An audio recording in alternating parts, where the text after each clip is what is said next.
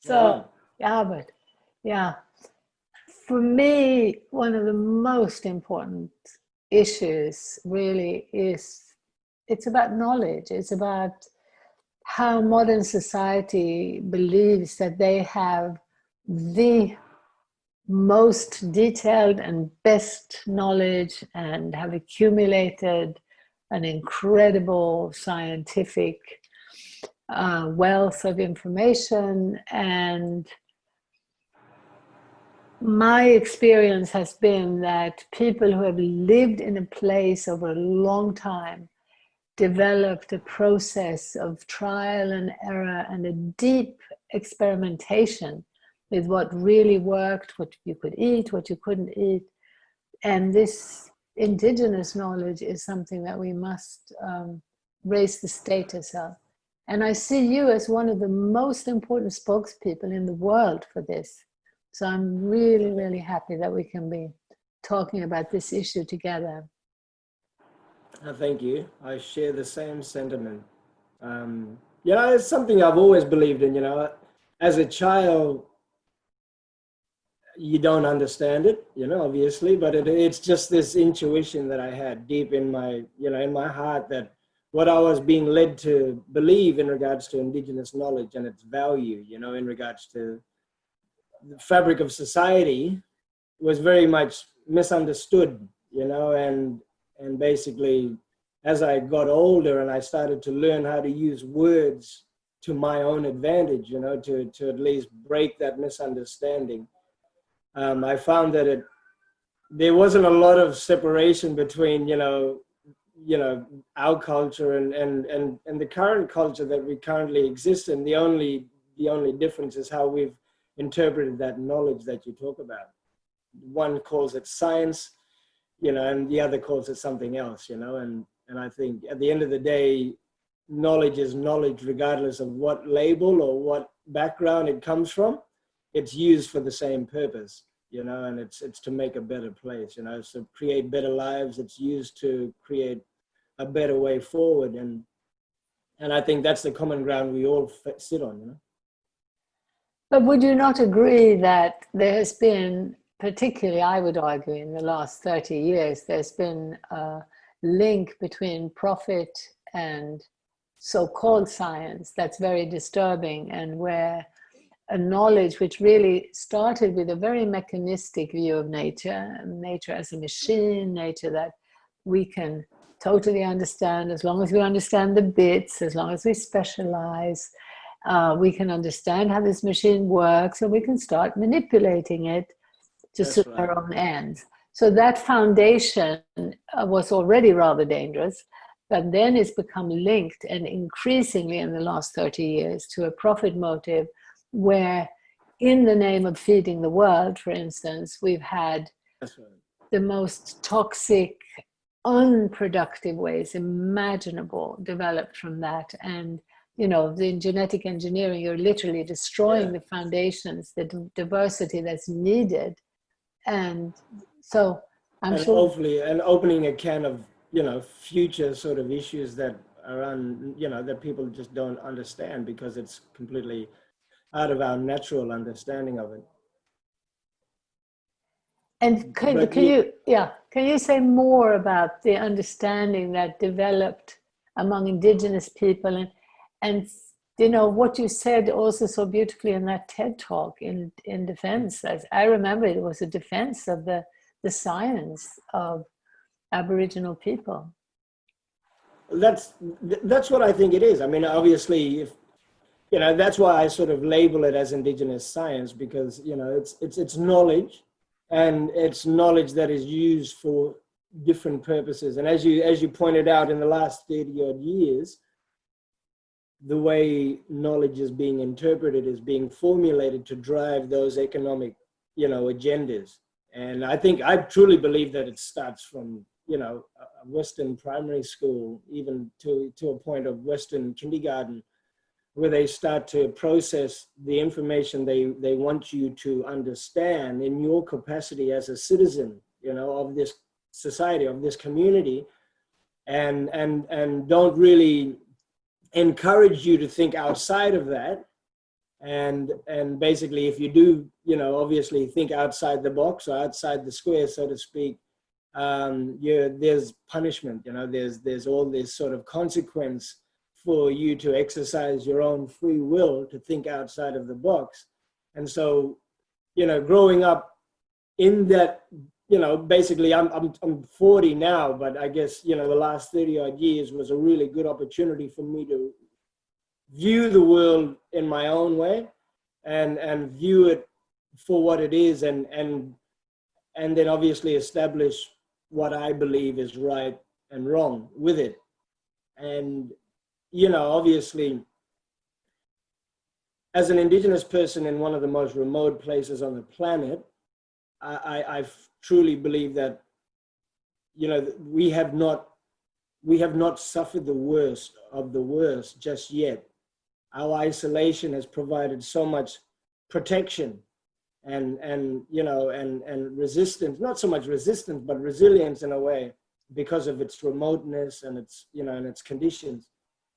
But like those economic agendas that you speak about in the last 30 years have developed, it has now been able to basically eradicate all those restrictions, all those complications, and provide streamlined access to a lot of the resources and basically the wealth that's in this particular region.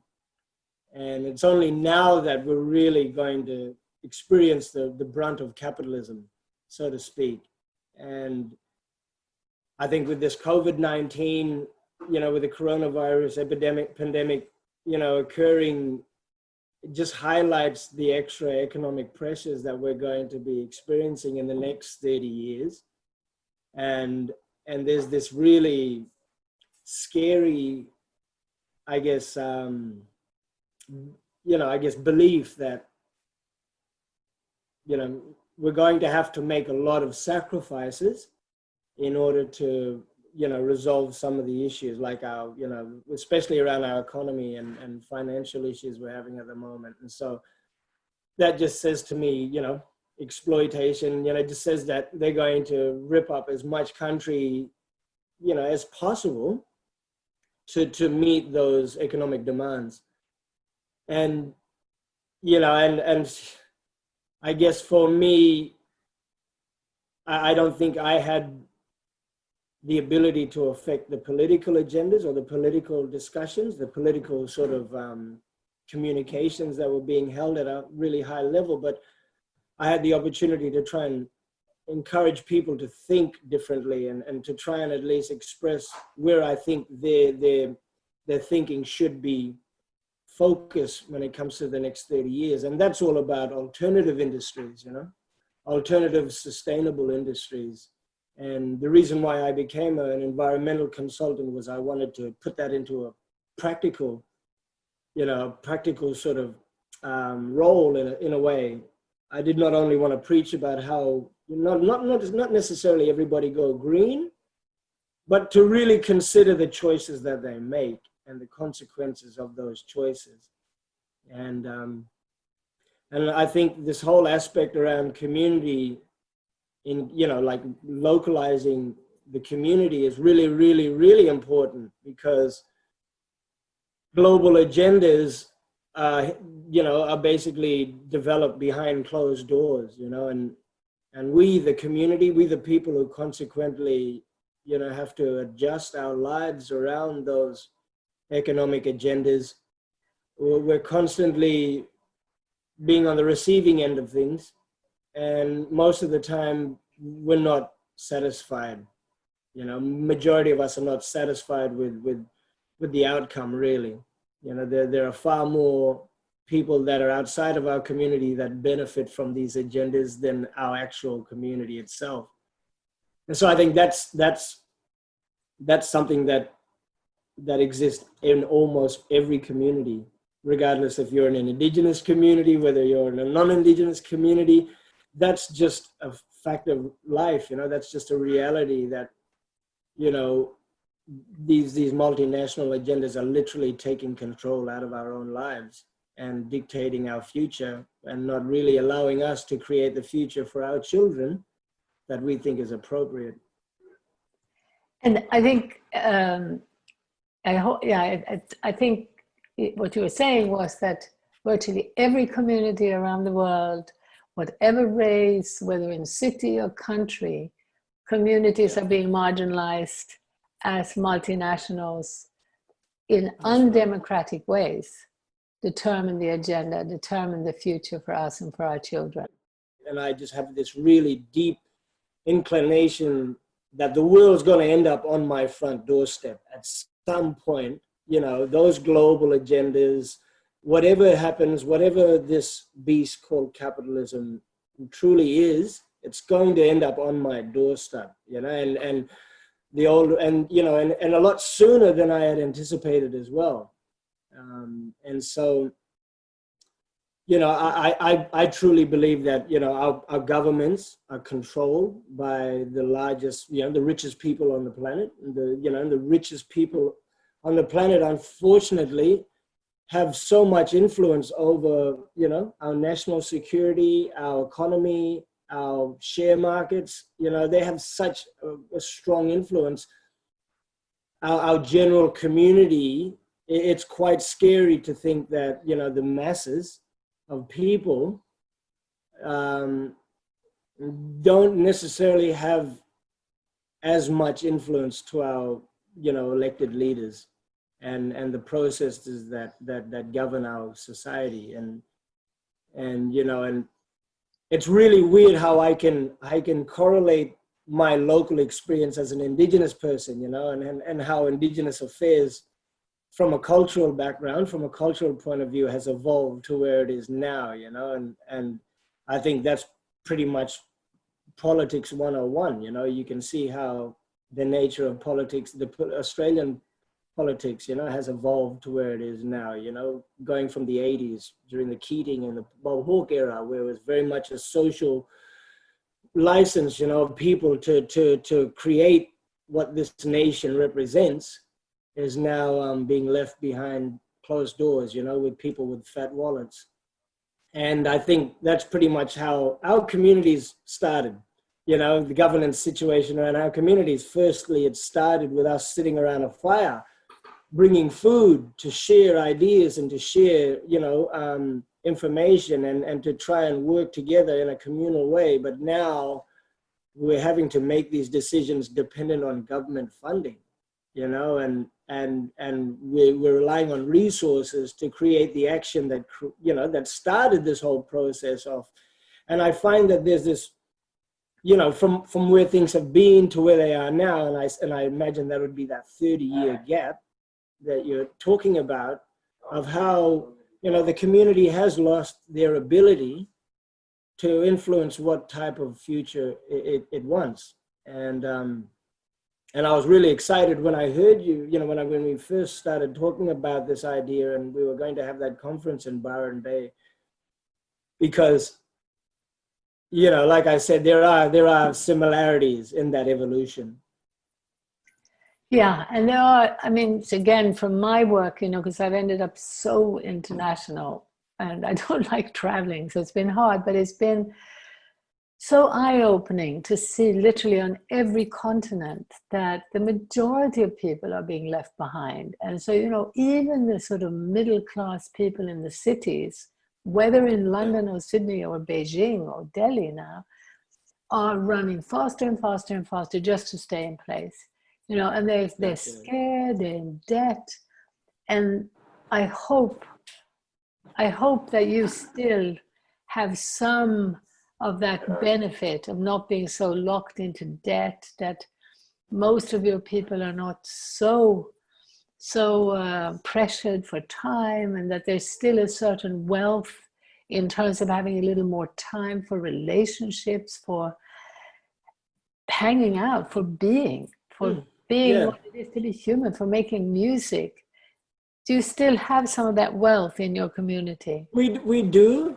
And, you know, and like I said, we are very fortunate, but the issue is, you know, and the issue is that that's the reality. We have so much of that type of wealth still existent in our communities, but through social media, through technology, through education, whatever the medium or whatever the source is, it's redirecting Aboriginal people, Indigenous people's focus on what's actually important for them. And people are now obviously starting to become so consumed with technology that they're allowing, you know, Google, or they're allowing Facebook to really, I guess, condition them, you know, in a way to behave that's ideal for these, you know, global agendas. You know, it's by keeping people distracted, they're not really focused on the real issues. And for me, it's been so exhausting because, you know, it's easy for me to get up and identify and be passionate about these things, but to bring everybody along that ride, especially to you know, condemn things such as social media, you know, is a real big challenge. It's a huge challenge, you know, and it's a challenge that's facing almost every parent now, even in the most privileged places. And I guess you heard that the silicon giants who made billions out of this are often forbidding their children from being on these things. Because, you know, you said distracted, but what I saw so clearly in Ladakh is that it actually is a tool for making you feel that you were never good enough. It creates self-hatred, and it creates this burning desire to be something you're not. And everybody's being told, unless they're a global star, they're nobody. So can you say a little more about that, how you see that? You know, that's exactly right. I think, you know, social media is more all about based on false expectations than anything else, you know, and people are so indulged in that false expectation that they're always curious to see the outcome, you know, and doesn't matter where you're from. It's just really, it's psychology 101. I guess it's a part of that conditioning, like I spoke about, you know, it's about how our elected leaders, I guess, inform us, you know, on our value as citizens, really, you know. And in the last 30 years, our elected leaders have really devalued, you know, who we are as Australians, regardless if we're black, white, blue, or brindle. It really has, you know, it's deep appreciation for the contribution, you know, our communities actually have, you know, and you know, and the valuable sort of contribution they can make when it comes to important economic decisions, important, you know, long-term decisions around social welfare and you know, health and environment and stuff like that. And like I say, you know, it's all because of this conception that knowledge is filtered through different silos. And if it's not filtered through a scientific silo, then that knowledge is completely watered, you know, completely disregarded and devalued. And so I guess my biggest thing in life for myself personally was to always, you know, get people to appreciate, you know, the cultural aspects of who we are as human beings. And so when I speak, I don't necessarily separate people into different, you know, classes or races and things like that. I tend to connect to people as an Indigenous person, you know, and say to everybody, we are all Indigenous, regardless of what we truly, you know, believe. The reality, if you want to go on, you know, on the premise of knowledge or, you know, education that you call science, even if you look at it through the, you know, the lens of a scientific scope, everything points to the fact that we are all Indigenous from somewhere on this planet. And it's really, it's looking at, okay, you know, and so I can preach all day about being Indigenous, you know, and I can talk about how great it is to be Indigenous and how important it is and why I think it's great. But, you know, in reality, if someone across from me who you know, says I'm non-Indigenous, I'm a white guy from the city, you know, he completely disregards everything I say, just automatically, you know, he can just completely cut himself off from that conversation just purely by thinking that he has no connection to my story. And I truly believe that if I can at least give them, plant a seed in their minds to say, well, no, you're indigenous, you know, and you are indigenous. If anything that they take away, you know, whatever they may have heard me say, if that's the one thing they can take away, that's truly going to start a series of questions that puts them on track, that I think, you know, where they start to discover what that actually means to them, if they're willing to. And one thing I've found in the last couple of years is there is a lot of people that are really, truly, genuinely willing to understand what that truly means for them and their families, regardless of where they come from. And so people have just been looking at me just for a bit of guidance, you know, to try and understand, you know, where do I start looking, you know, what are some of, but really, you know, that's pretty much all I can do, because, you know, once you, the psychology of it all, once you start to think to yourself, am I indigenous? That's all I really needed to happen. That's all that I really wanted to happen, because that then starts to get you to think about the choices you make in a completely different way, especially if those choices are controlled by, you know, economics and you know, financial pressure, and yeah. Because also, I think you agree that indigenous and place-based or localized are terms that are almost synonymous. And so for me, you know, recognizing that we are indigenous and living in accordance with that means living in a more localized way, closer to the plants, the animals, the water, the soil, the people we depend on to meet our needs. Yeah. And so once we do that, what we see happening is a type of spiritual awakening. It's a deep psychological healing, because people are coming back to how we evolved. You know, we evolved in intergenerational groups, closely connected in that way. It was just really funny. I had this conversation, really brief conversation with my son. He was showing me the destruction of, you know, 36,000-year-old heritage sites down in the Pilbara, you know, from one of the mining companies. And Andrew Forrest's mining company had just gone through and basically just blew up, exploded these significant heritage sites. And I've always thought that, you know, it's always been a convenience of elements of our society to disconnect themselves from that reality, you know. And, you know, it was really funny. I just sort of said, well, it's really weird that, you know, without choice, I've had to accept that I am not only indigenous, but I'm Australian, you know, and as conflicting as that is, that's something that every indigenous person has to adjust in their life. But I always wonder, you know, do non-indigenous Australians, you know, they never embraced, you know, they never actually accepted themselves as being indigenous, or as being, you know, a part of our culture as much as we are a part of theirs.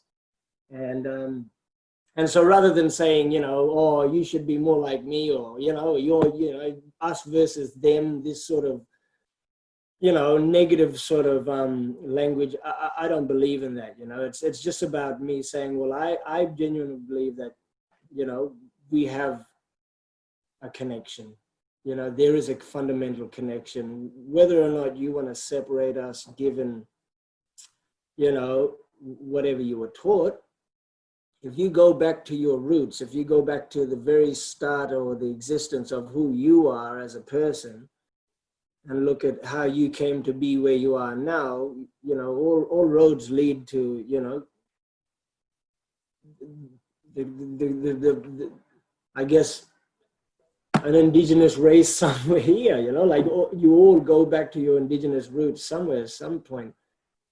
And, you know, one thing that I've always been lucky enough in my life is my mom she loved history. And so I was really lucky to grow up, you know, with a lot of sort of global history, you know, in my life. And growing up in a Beagle Bay mission, you know, a very historical mission, she was encouraged, and she had access to a lot of history. And so I grew up with a strong sort of interest in history and evolution mainly in particular, you know, and studied the French Revolution, you know, and went through, you know, and tried to understand the different ages in time, you know, the age of reason and the age of enlightenment, and looking at all these different aspects of our evolution, you know, to where we are now. And it's really ironic that, you know, what we're suffering as Indigenous Australians is something that everybody has suffered throughout their history on this planet, somewhere on this planet. So there are common grounds here about our Indigenous, you know, history that we can really start to have meaningful conversations from, you know, and start to connect these dots and look at what were the consequences, you know, in regards to how things have evolved, you know, and really put those points into discussions when we start to paint a picture for the next 50 years. And I think as Indigenous Australians, you know, our isolation and our connection to country, to land, is the platform for us to have that bigger conversation, you know. And I truly believe, look, my hair's standing up now, but, you know, I would love to have had, you know, similar to what we were going to do in Byron, you know, but obviously on country, you know, in a really safe and spiritually strong, you know, environment where we really, you know, start to, I truly believe, start to rewrite history. You know, we start evolution all over again, to be honest. You know, I think when we look at history and we see really that we have to reject civilization. It's the civilizations we learned about and the leaders of the civilization. And of course, again, almost always men. And we didn't learn about cultures that lived in place and didn't expand beyond their boundaries to conquer other people, to expand and become more and more expansive, conquering, robbing other people of their resources, enslaving them often.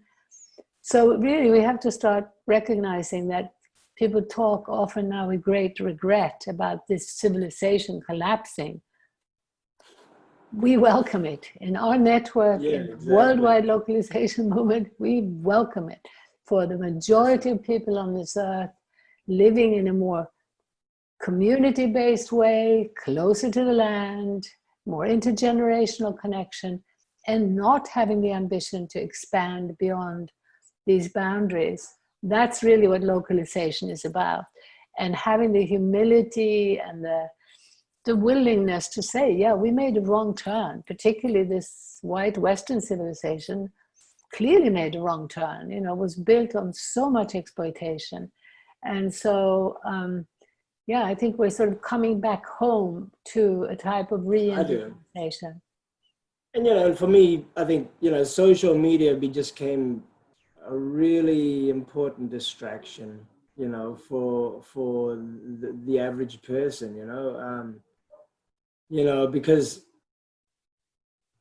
you know, there is so much resources out here. There's so much opportunity. There's so much potential. But there's this ever-present expectation that, you know, government has to provide the solution, you know, and I really, you know, I'm blessed that I was never raised like that. I'm really grateful for the fact that my parents taught me that if I wanted anything in life, I had to get up and do it, or, you know, and work hard for it, you know, and I learned how to be very pragmatic, you know, from a very early age. And it's quite, you know, you can, you know, when we look at massacres, when we look at, you know, genocides, and we look at all these sort of, I guess, events that have taken place to influence the masses of people, none better than social media. You know, to me, I think social media is going to be the biggest knife, if you like, in our backs, or, you know, we don't even know it, whether we know it or not. You know, social media is the one thing that's actually stopping us from, you know, creating the future that we think is going to be suitable for our children. the longer we spend or get in, you know, or believe the content that comes across on social media, the less we are actually out on country, you know, and building this sort of community that we think is better for our children. I mean, growing up in Broome was great. As a child, it was such a multicultural community. There was not a lot of racism. And it was just such a really cool place to grow up. I mean, I used to remember, you know, having the modern cons, you know, of technology, so to speak, and shopping centers and all of these sort of, you know, facilities available to you in Broome. But, you know, within a blink of an eye, you could actually, you know, go up to the beach with a spear and catch yourself a feed or whatever, you know. And growing up in Broome in the sort of 80s and early 90s was just so incredibly rich and warm and welcoming, you know. But when I started to witness industry starting to come into the community, you know, and the pearling industry was the main industry back then, but then as the pearling industry started to die, we started to see a lot more presence from agriculture and pastoralism and mining, so to speak. And in the last sort of 10 years, it's been really, really heavily inundated with the oil and gas industry. And Broome is not the same place that I knew it was to be as a child. It is completely dysfunctional. People, you know, there's no sort of communal sort of trust anymore. People lock their houses and doors and things that never used to exist before. And, you know, the majority of young indigenous people in town are all on ice. So, you know, their families are having to try and manage that, which is just a global catastrophe at the moment, you know.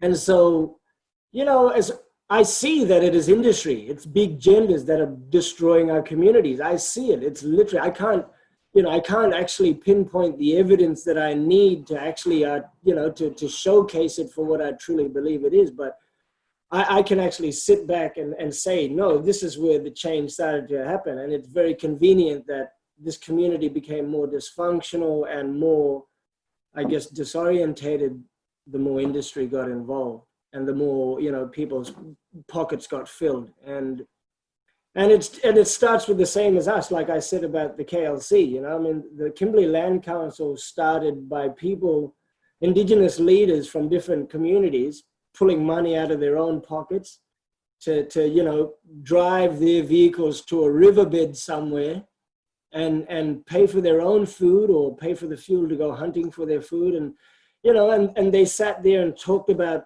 land rights.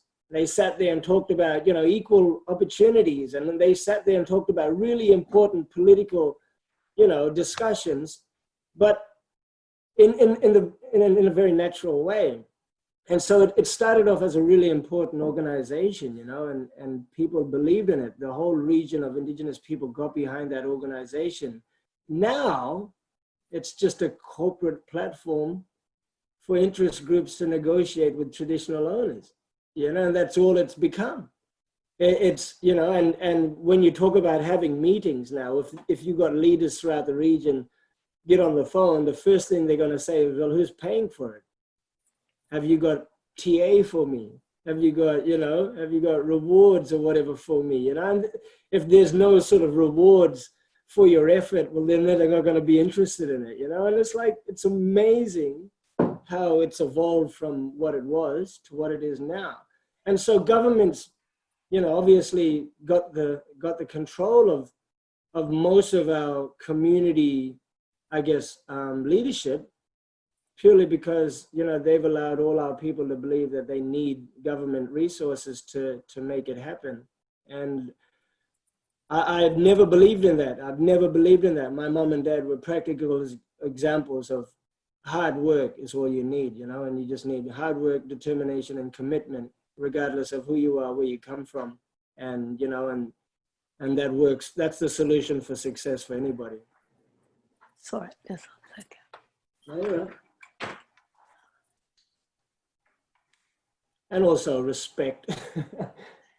You know, I just no respect. I just also wanted to make the point when you were saying that that, you know, in exactly the time period that you saw this deterioration in Broome is the period when, through trade treaties, giant businesses got more and more power to move in and out of every economy, to go into every land and rape and pillage, and to set up free trade zones and just do what they wanted to do.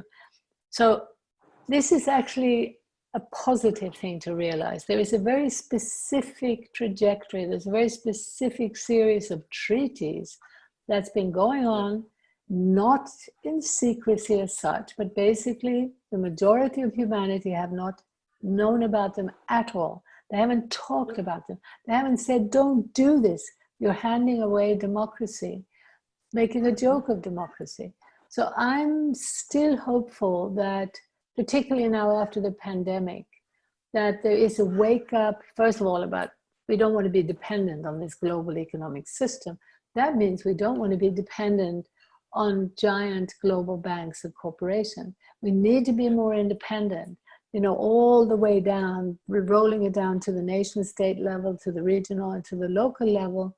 And of course, with big technology, some of which we might want, there is a certain efficiency of scale, so that will be on a larger scale, but it's not going to be a system where business can just choose to move as they like and blackmail governments and say, if you don't give us that land, if you don't lower your environmental standards, we'll go elsewhere. That has to be stopped. So this is part of, you know, this global to local argument, is that literally everywhere in the world, it's in the interest of humanity to regain that control. And you know, that's why, again, we so badly need to collaborate internationally so that we can see that we're really talking about a global problem and a global solution. And the solution, the beauty of it is that it's adapting to diversity. So it's actually a way of living where the diversity of nature, whether it's the wood or the clay or the plants or the animals, help to provide most of our basic needs. And then, you know, as I say, for certain things, there are bigger industries, but we don't need industries that are producing goods with built-in obsolescence and then pushing children through social media and everything else to feel they need a new gadget every year or a new fashion. This system is killing us. Could you say something more also about the joy of being a multidimensional human being, you know, because you grew up, you know, in this sort of school that robs you of all skills, but you actually learned how to do things. You said pragmatic, but also practical. You learned how to make things. And you learn to appreciate being able to use your body and being able to be creative in that way. And this is a big misunderstanding. You know, people believe that somehow it's progress to sit in front of a computer all day, never move your body. What does that do to your body, to your soul? Can you say a bit about that? Because I've got two boys of my own. I've got two sons of my own, and I'm watching them grow, you know, and I'm watching my eldest, who's 18 now, and very similar to, you know, he's grown up in the similar environment, the same sort of, you know, environment that I grew up in, but the conditions in that environment have changed immensely from what I was. And I think the only distinction I could make between the environment that I grew up on and the environment that they're growing up now is that technology aspect, you know, that aspect around technology. And I think every opinion I have now will be questioned by Google, regardless, you know, of what I say. And sometimes the best thing for me, and, you know, and that's why I promote the Kimberleys so much, because of its isolation and its space and its raw and natural beauty, is I think sometimes that's what people actually require. They need that isolation from it all. They need that isolation from that distraction, and they need to be isolated from it. They can't have the convenience of just getting their fix when they need it as well. They need to seriously be out of depth with the comfort of modern technology, you know, and that's the only time they truly appreciate what we're trying to talk about. you know, when we talk about this alternative sort of belief, you know, that we need to be more communal. We need to be more localized as opposed to being sort of, you know, under this universal cloud, if you like, that everybody sort of sits under. And you know, it has been really hard. I got to admit, you know, I get really, really encouraged when I travel interstate, especially when I'm on the East Coast. Places like Byron Bay, you know, and places like, you know, Ballina and all of those places that I've seen before. You know, there's this really interesting aspect of community when I go over there.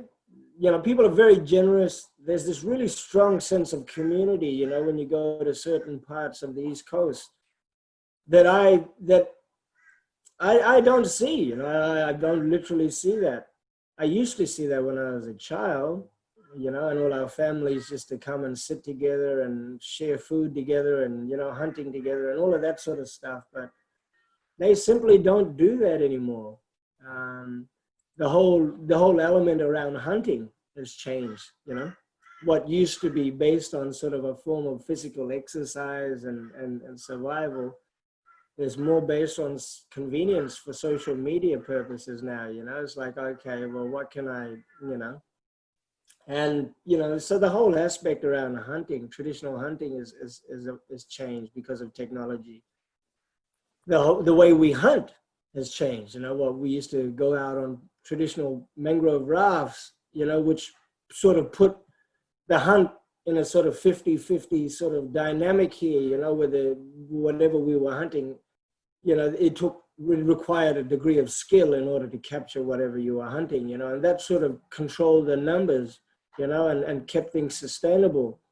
But now with the invention of motor engines and conventional motors, you know, the pressure on those natural resources have increased by almost 80-90%, you know, and that influences the environment that we all grow up in. And, you know, and so I've seen in the last 30 years how there's no longer as much, you know, turtle, or there's not as much fish, and there's not as much, you know, goanna, and when they are available, they're not, you know, as healthy as they should be, you know, and it's purely because, you know, we're just being told how to live our lives without actually growing a brain and doing it ourselves, you know, and you know, it's so sad, especially when it comes to, you know, as an environmental consultant, I'm heavily critical around fire management. You know, I mean, obviously there's a legislative process on how to control fire within Australia. And once you become, you know, someone involved in this profession, you then have to comply with that, you know, with that regulation. And it's basically taken our ability away. And what we're trying to do at most times is try and adapt our, you know, our cultural practice as part of this sort of modern scientific way to burn. And the biggest misconception is everyone says, oh, you know, a lot of the burning program is based on indigenous knowledge. It's not, you know, I mean, indigenous people never burned large scale land estates, you know. You know, just the whole approach around fire management, you know, and I'm pretty sure you've seen a lot of vocal indigenous representatives, you know, in the past talk about how inaccurate fire management is, you know. And unfortunately, it had to take, you know, the degree of wildfires last year, you know, the really scary fires that happened on the East Coast last year to make people realize, or at least question that.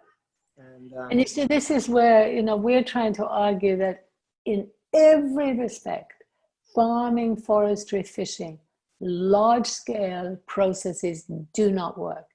They become monocultural, they're more destructive.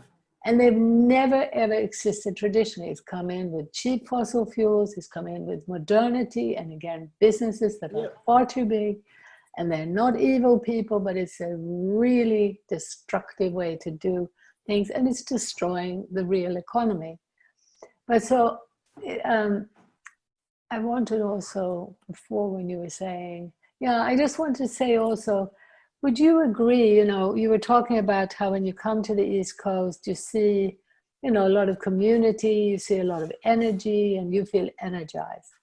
You know, my experience is that in most parts of the world, traditional communities that never left the land, that have been marginalized for years, and I'm talking even about like Swedish farming communities and American rural communities, or possibly Aboriginal communities. And what I saw in Ladakh and Bhutan, as rural people have been left behind and everything's gone into the city and they've been made to feel stupid and backward, it's had a very negative effect. And it's been, like you're saying, it's been accelerated massively with social media.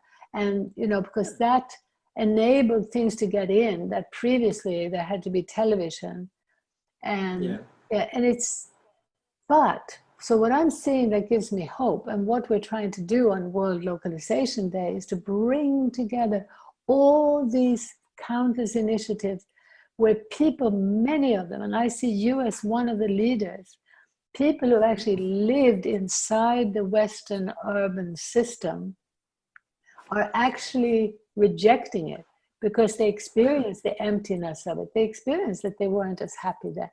So they're actually actively looking to come back to the land and to community. And there's, everybody talks about community and the land, but it's so profound, that deeper connection to feel interdependent with others than with the land.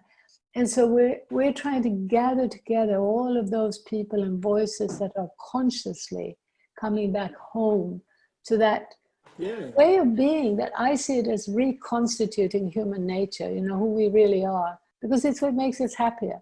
But that's where I feel that in Kimberley, I would love to encourage that you consciously do a type of reality tour where people go both ways. Some of the community leaders from Kimberley go to communicate perhaps with Byron Bay and other places with people who are very actively re-enlivening their culture. And a lot of it is based on learning from indigenous people. And then equally, you have some people coming from here to develop more respect, genuine respect for the indigenous. Because, you know, one of the things that's happening is a lot of people who talk about community and going back to the land, they now believe any form of hunting is evil. They don't, you know, and I think that's so there needs to be more communication both ways. I think for when I said I was sort of, you know, inspired by going over it's sort of, it's inspiration through adversity. You know, it was looking at an environment where blackfellas don't have land, you know, where countrymen don't have land. They can't go hunting. They can't do these things, you know. But the one thing that has kept them strong is the ability to at least keep a community, you know. And regardless of how, you know, how rich of culture or how limited of culture those communities were, the fact that they had each other was what made them stronger, you know. And I could not appreciate enough, you know, going to the East Coast and looking at a lot of the indigenous communities that had everything taken away from them, yet they were still advocating for their rights, and they were still strong as a community, and they were really, you know, setting up, you know, programs within their community to practice whatever limited cultural knowledge that they had, you know, and to at least learn more, rediscover more. And so there was this real deep desire, you know, from the community perspective, you know, to appreciate it for what it is. And for me, coming from an environment that is so indulged and rich with culture and knowledge, yet the people don't appreciate it for what it truly is because they've never felt the threat of it going or disappearing, you know. And I guess they don't feel that because they don't understand how it's going. They don't actually, they can see it, and they feel as if it's happening completely out of their control, and there's nothing that they can do about the evolution of their culture, you know, but just sit back and adjust and adapt. And that's one aspect, you know, I guess that's one way of looking at it, you know, but I think also there have to be people to at least raise the alarm, you know, around, you know, some of the outcomes, some, you know, raise the alarm about how our complacency and our, you know, and our sort of lack of involvement, if you want, or lack of interest is going to be probably the biggest detriment towards us all in the next, say, 40 years. Yeah. Could you also say something, Albert? You know, we last spoke, you were saying how you have decided to really focus on local food. Can you say something about that? Yeah, well, you know, I mean, I just genuinely believe, because I eat it, right? I consume what I think works. And, you know, I've had a really strong passion with bush tucker. You know, I know I've been involved with the superfood industry through the Kakadu plum. I'm one of the main suppliers here in the Kimberleys. And so I've been involved in the superfood industries by providing at least some produce. I'm currently working with one of the master chefs who's on television. His name's Jock something or other, but he's a master chef now, and he's actually taking bush tucker and bush recipes and bush food to an international market now, you know, through his online show, through that production.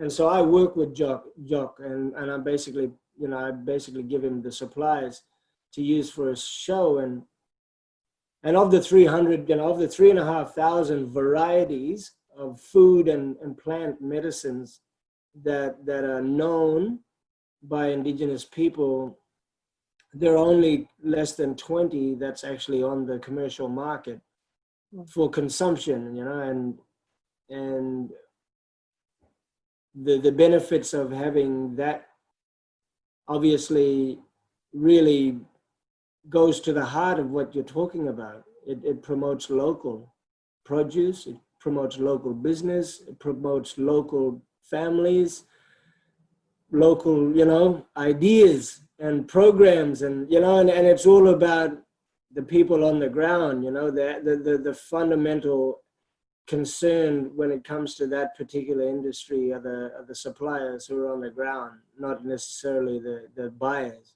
who are selling it on a global scale.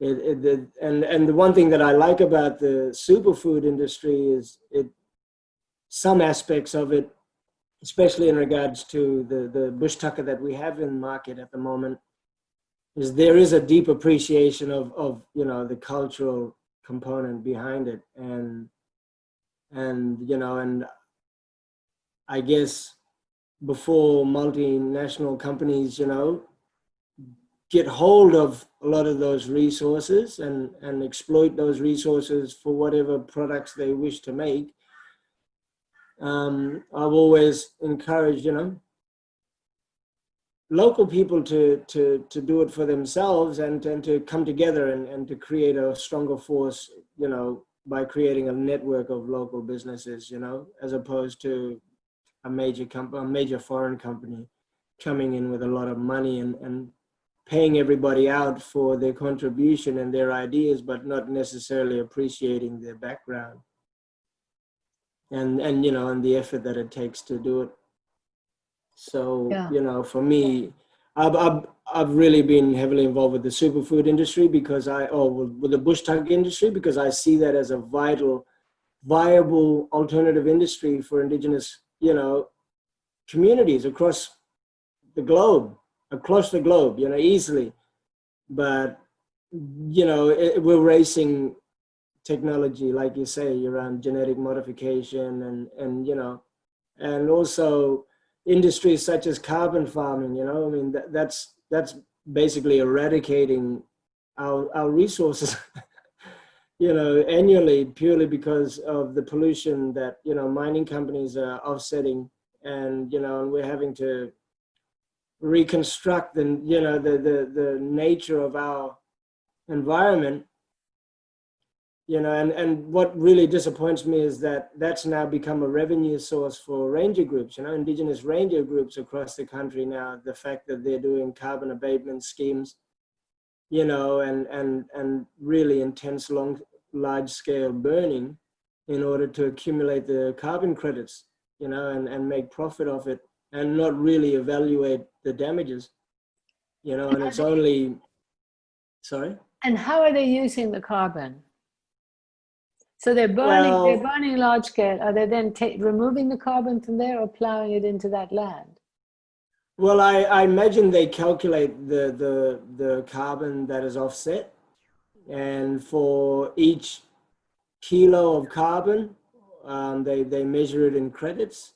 And I guess the major, you know, companies at the moment, we've got Qantas. So Qantas pays us, you know, money for every carbon credit that is produced. And so I say for about a quarter acre, you'd have, you know, maybe 100, I'd say 10 credits, you know, 10 carbon credits of a quarter acre. And so there's a lot of carbon credits and a lot of money that can be made. And it's just basically, you know, just, I guess, approving a behavior that's not good for anybody, really. I mean, I don't, the short-term gain is the, you know, the financial gain. The long-term gain is, you know, we have no healthy environment. You know, we don't have a healthy, sustainable environment in the next 30 years because of this industry. And you know, in science, like you said, it goes back to the heart of it all. When it's questioned, the science proves it up to be sustainable. But yet people like myself who are on the ground, who go out into the bush, who look at the actual changes, we've got no more possums left. We've got, you know, there's like 60% of our, what do they call? Our like endemic species, you know, species that actually live here are no longer here no more. You know, 60 to 70%. That's over half of the animals that once existed here are no longer here anymore. And science is saying that this practice is good, you know, and it's like, well, I don't believe that. You know, I'm a practical person, and you know, something that I'm really involved in now is the bilby. You know, I've become sort of like the bilby officer in this particular part of the Kimberleys, purely because of what I learned from the bilby, right? I never knew anything about the bilbies, but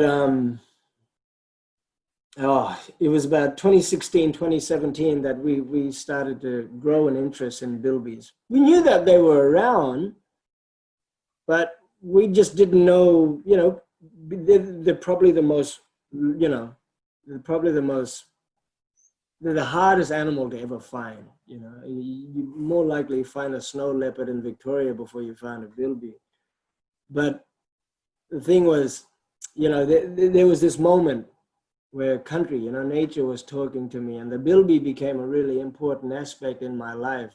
And I was called to this, you know, I was basically asked to look for bilbies around the area, and I didn't know anything of them, but we started to find locate a few burrows around the area, and I started getting more interest. And then as the interest grew, we were called to a conference in the middle of the Great Sandy Gibson Desert. There's a really remote indigenous community in there called Kirakara. And we drove through, my friend and I, my colleague and I had to drive through 4 different deserts in order to get to there. It's a 4-day drive. And then, and the experience I had on that trip, you know, yeah, it's unbelievable. You know, it's life-changing for myself. But in regards to the bilby, all right, it was basically a trip to understand what is the bilby. Who is this bilby? What does it mean to me and my people? So we went to these desert groups, and these desert groups started to sing these song lines. And these song lines, you know, basically painted a trail of networks and linkages between groups, whether they were in the desert or whether they're on the coast, like my group. And this old man from the desert started to sing this one song where it led all the way from his homeland all the way right up to my place. And that fascinated me so much. I just couldn't believe that there were song lines still existent that captured my people all the way from the desert.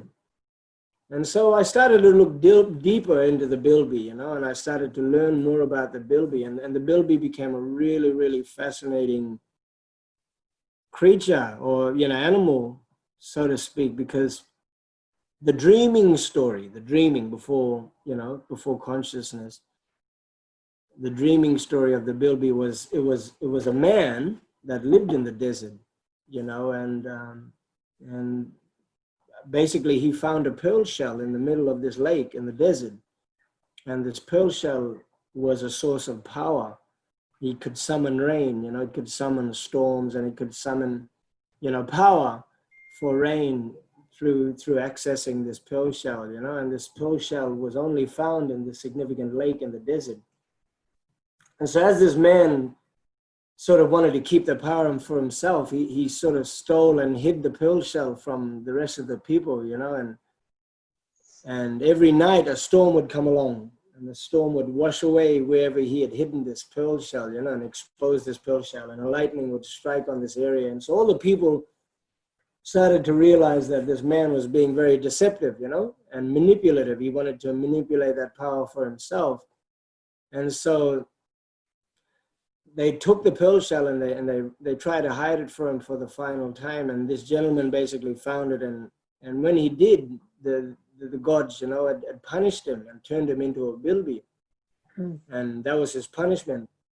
And then the bilby, he still had the pearl shell. And so the bilby ended up digging himself into a hole, a tunnel.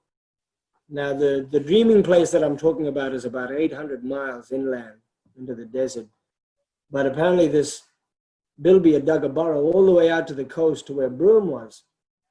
And, in this dreaming story, it threw the pearl shell into the ocean, and that's where the transfer of power between the old law, which is the desert, which is the oldest law, was sort of evolved into this new law, which by the coastal mob, my mob.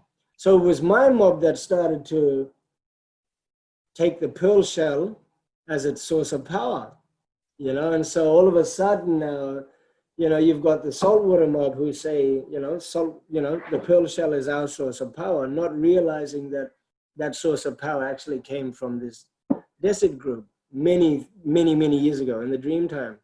And so there was this really fascinating history that I was relearning about who I am as an indigenous person, right? It was like looking at evolution, but through my own spiritual context, through my own context, which was about dreaming stories, and really started to realize that everything that I was taught to believe was not necessarily accurate, wasn't the entire truth, to be quite That's honest. also what I think. So that was just coming from my background, and so I started to appreciate, well, maybe everybody's the same.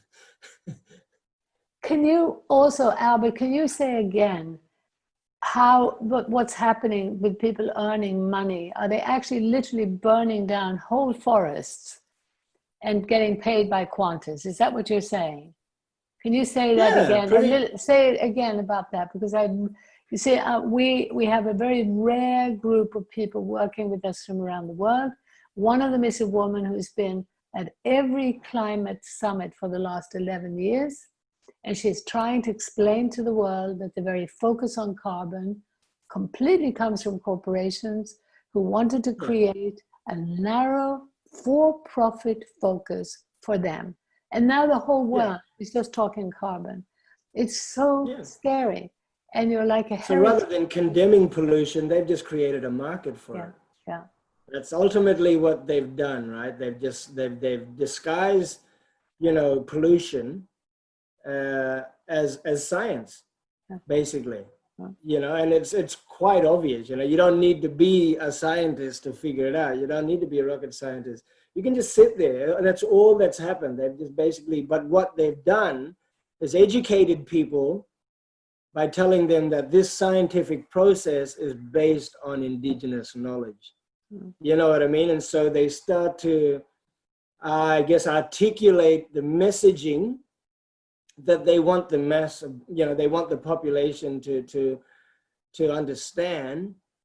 But when you really look deeper and ask questions about it further, you realize that it's purely, it's purely an industrial agenda here. And mining, obviously not so much mining in this case, but within the airline companies. But if you're a major polluter, you now have got, you know, an exit strategy, so to speak. So how many, so there are many thousands of acres of land up there that are Oh, just being thousands. burned. Yeah. Oh, thousands. Oh, I'd say millions of acres of country that are going, you know, that are being burned annually. What they call they call it the early season bushfire program or whatever. But there's literally about 4 different separate ranger groups that undertake their annual burning program every year. The annual burning program has adjusted. It's no longer the same practice as it was. It's now very much centralized through compliance. You know, everything is all done through compliance now. Department of Fire and Emergency Services, like I say, tell us where we can burn, when we can burn, why we can burn.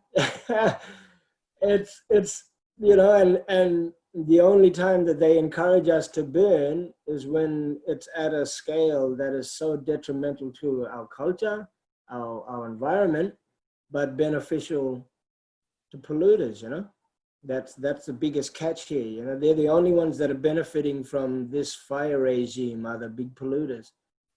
And, you know, and if whenever, you know, and I welcome any scientist, to come to me face to face and have this conversation around how the science actually proves it to work, you know, because I can prove through not only scientific, you know, aspects, but through my cultural and my own personal experiences on how, you know, anything to do with that fire program is nothing but detrimental.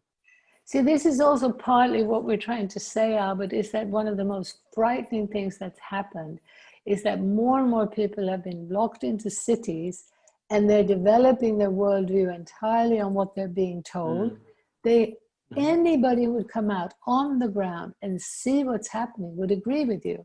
But now instead they get official messages through the media on paper saying, this is carbon offsetting, great, you want to contribute to it. You can even pay a bit of money so you contribute to this great solution to climate change, when it's actually making it worse. And so this again is why we're passionate about saying that ultimately we've got to move forward towards shortening the distances so we see the impact we're having on the world. When we don't see it, when we're just being fed by the powerful abstract ideas, we end up in 1,000,001 ways supporting the wrong thing. Regenerative agriculture, because I'm very worried that that's also feeding into an agenda that doesn't talk about diversity, doesn't talk about local. I've even heard some farmers say, oh, it's great because it fits in with the export-oriented agriculture, because it's a narrow focus on putting carbon in the soil. And what have you seen of that? What do you say about that? Well, you know, I mean, it's obviously a the most minimal scale of, you know, management you can, I guess, have around it in regards to dealing with that, you know, carbon, excess carbon. But I mean, look, I think everything is determined by its scale, you know, and you know, if we have the majority of people in metropolis, you know, Perth or in metropolitan areas, believing that a significant of land should be subject to that type of treatment purely for everybody's benefit, you know, that's the risk in it, isn't it? And that's something that Aboriginal people have lived with for the last 100 years, really. It's a concept that we've had to, you know, adapt and adjust our life around to. But for me, you know, there's things around that, you know, with there's carbon farming, but there's just the political landscape as well. You know, I mean, the political landscape, especially here in Western Australia, is just so colonized, and it's so colonial. It's ridiculous, you know. And you know, I know of a lot of Indigenous communities that have applied to the state government to set up their own sort of agricultural estates, you know. But those areas were sanctioned historically for pastoralism. So, you know, their applications for, you know, economic development have been rejected purely on a historical decision that was made back in the 60s or 50s. Yeah. You know, the fact that that land and those resources were sanctioned and zoned off for pastoral reasons, not for agriculture. And Yeah. you know, I think there's that element as well. Yeah. So even though indigenous people are looking at alternative industries and we're looking at what's sustainable, you know, and what's viable and what's compatible with our cultural values, when you do go through the whole rigmarole, you bring a consultant in, you do your feasibility assessment, you do all the technical requirements that's necessary, and then you go to the last stage of just getting an approval or a sign-off, you know, from the state to basically release, you know, that land for that development. You know, if it's not mining or if it's not, I guess, an industry that they have complete and utter control over. That's my own sentiment. Let's do it again, Albert. There's so much to talk about. Anna. Much No love. worries. I can't wait. Thank you. Okay, see you then. Bye.